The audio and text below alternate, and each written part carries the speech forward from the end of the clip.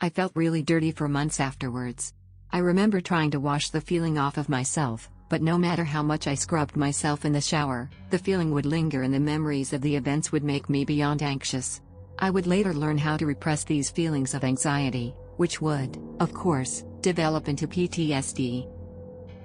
After going through regular flashbacks in these months, I learned to suppress them as soon as they came up. I thought that the best way to deal with everything was just to try to forget it. To get over it without going to therapy. I thought I had started moving on. It seemed as though nothing had changed. Both to me as well to my family and friends. I went to university. I was still hanging out with my friends and family. I did not have a problem making new friends or trusting people in a platonic context. To the outside world, I appeared happy and healthy and comfortable within my own skin.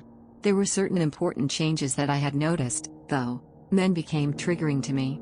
I was well aware most men are larger and stronger than me, and therefore able to rape me.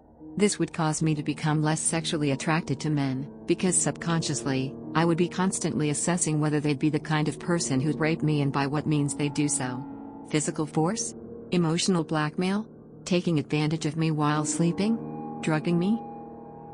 In the months after my assault, I sometimes had a few makeout sessions with a guy, just to try to deal with this discomfort and overcome my fears, similar to how someone with a case of arachnophobia should ideally try to overcome their fears through exposure as well.